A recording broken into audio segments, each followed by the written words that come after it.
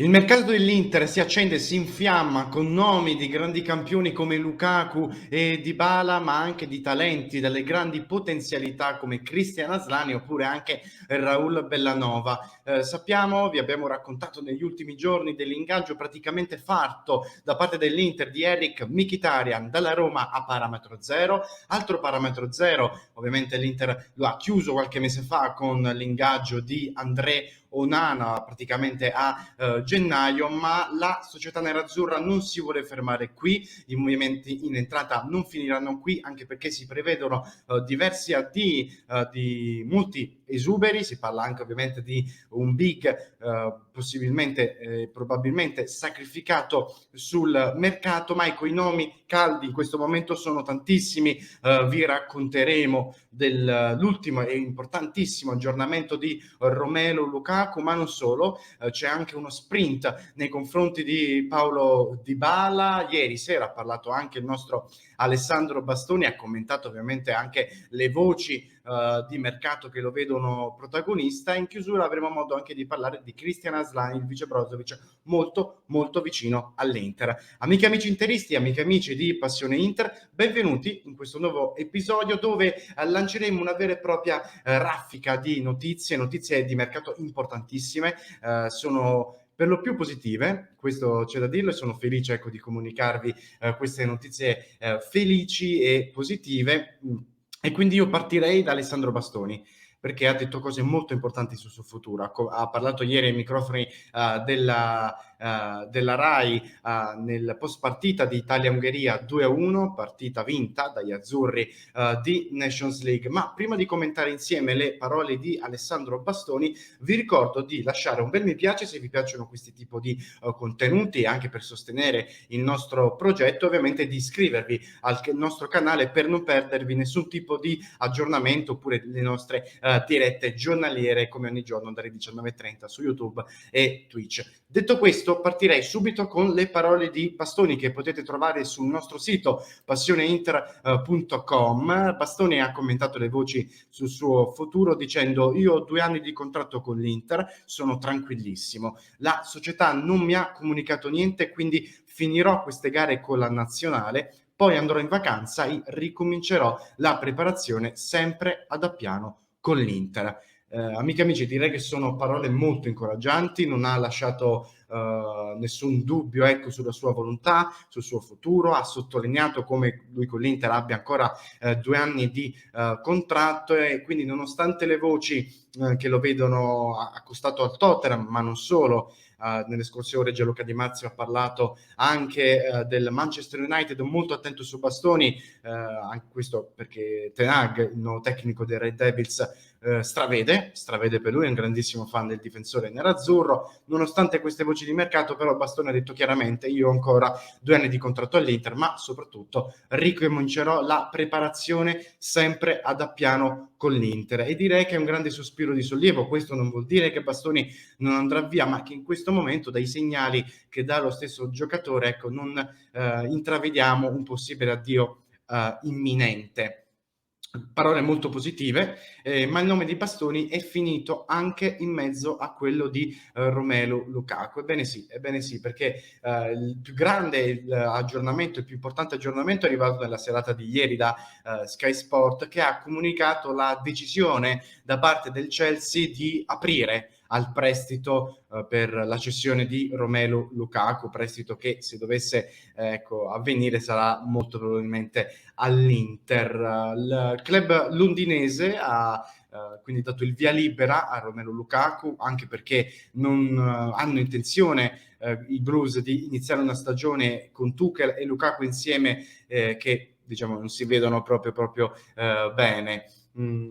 La notizia bella è questa, la notizia brutta però è che a differenza di come sperava l'Inter e lo stesso Romelu Lukaku, il Chelsea non aprirà invece al prestito gratuito bensì chiederà almeno 23 milioni di euro come prestito oneroso per farlo tornare all'Inter a titolo temporaneo. 23 milioni di euro perché? Perché questa è la cifra di ammortamento del cartellino di Lukaku nel bilancio del Chelsea, che quindi non vuole perdere denaro dopo l'investimento di 115 milioni di euro della scorsa estate.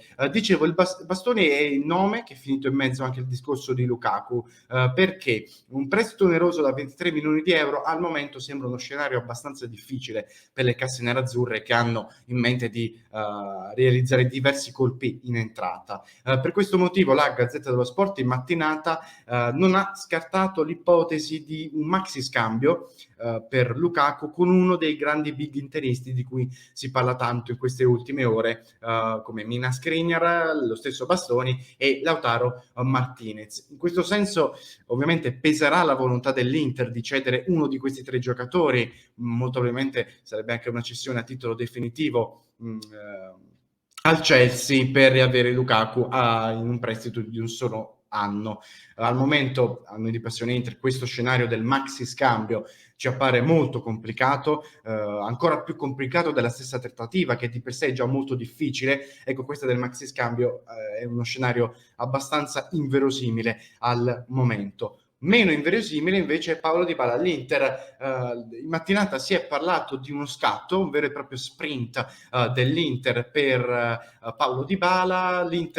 La novità è che l'Inter non vuole più aspettare le uscite di Alexis Sanchez e Arturo Vidal per ingaggiare la gioia a parametro zero. Questo perché ormai i nerazzurri sono convinti che buonuscita o non buonuscita i due cileni saluteranno, e saranno dei saluti importanti per le casse nerazzurre, perché sappiamo benissimo che Sanchez e Vidal rappresentano due voci molto importanti sugli ingaggi dell'Inter. Per quello che riguarda invece l'ingaggio di Dybala e l'offerta che l'Inter ha proposto all'argentino è molto chiara. È un triennale con opzione per il quarto anno da 6 milioni di euro all'anno netti, più uno di bonus. Un'altra notizia importante è che l'Inter si aspetta una risposta entro le prossime 48 ore dall'agente di Dybala, Jorge Antun, che dovrà appunto dare un risponso all'offerta dell'Inter, dopo che i dirigenti interisti hanno atteso diversi giorni in modo che l'entourage e lo stesso Dybala potessero valutare l'offerta dell'Inter, ma anche quelle di alcuni altri pretendenti in giro per l'Europa. Novità quindi molto incoraggianti sul versante Paulo Dybala. Arrivano notizie molto importanti anche sul fronte Christian Aslani. Sappiamo che quello del vice Brozovic è una delle priorità assolute del prossimo mercato dell'Inter, e sappiamo anche che l'Inter ha individuato in Christian Aslani dell'Empoli il vice Brozovic perfetto. I nerazzurri cercavano un giocatore dinamico, un giocatore che facesse intravedere grandi potenzialità e soprattutto giovane. Ecco, Christian Aslani rientra in tutto questo discorso. Qui vi lascio qui in alto a destra il video che abbiamo realizzato sul centrocampista albanese, dove vi raccontiamo tutto su Christian Aslani. L'affare è in chiusura, possiamo definirlo in chiusura, o meglio quasi in chiusura, perché c'è da trovare la formula giusta con l'Empoli per il trasferimento dell'albanese. Beppe Marotta, l'amministratore delegato dell'Inter, ha intenzione e cercherà di convincere l'Empoli alla formula del prestito con obbligo di riscatto a determinate condizioni che potrebbero essere legate alle presenze in Serie A oppure in Champions League. A questo discorso si potrebbe aggiungere anche un altro scenario, che è quello dello scambio tra l'Inter e l'Empoli. I nerazzurri pensano magari di inserire il cartellino di uno o due giocatori attualmente di proprietà appunto dell'Inter. Si pensa al portiere Radu, anche perché ci sono delle incertezze sul possibile riscatto di Vicario da parte dell'Empoli, oppure di uno tra Martin Satriano e Sebastiano Esposito. Il primo, l'uruguaiano Martin Satriano, è decisamente il preferito da parte dell'Empoli. Queste quindi sono state un po' le notizie di giornata delle ultime ore. Vi invito a scrivere nei commenti qual è la notizia che vi intriga di più, soprattutto chi preferireste tra Lukaku e Dybala per l'attacco interista. Detto questo, io vi ricordo ovviamente di passioneinter.club, www.passioneinterclub per entrare nella nostra grandissima community interista, entrare nel nostro gruppo Discord e discutere insieme 24 ore su 24 di Inter e di calcio in generale. Vi ricordo ovviamente anche l'appuntamento alle 19:30, come sempre su YouTube e Twitch, con la nostra diretta giornaliera ogni giorno. E per chi ci sta seguendo su podcast, vi lascio in descrizione l'episodio che ha realizzato il nostro Simone Frizza ieri, dove ha parlato di Raul Bellanova. Sì, perché in questo episodio abbiamo parlato di difesa con bastoni, di centrocampo con Aslani e di attacco con Lukaku e Dybala, ma l'Inter sta operando anche sulle fasce, visto l'addio di Ivan Perisic. E il nostro Simone Frizza, ecco, concedetemi di fare questo commento, ha realizzato un bellissimo e completissimo approfondimento su Raul Bellanova, che è il nome più caldo e quello più vicino all'Inter. Chi invece ci sta seguendo su YouTube, vi lascio qui alla mia destra l'episodio che abbiamo realizzato sul nostro canale YouTube. Per il resto vi ricordo dell'appuntamento dalle 19:30 su YouTube e Twitch in diretta.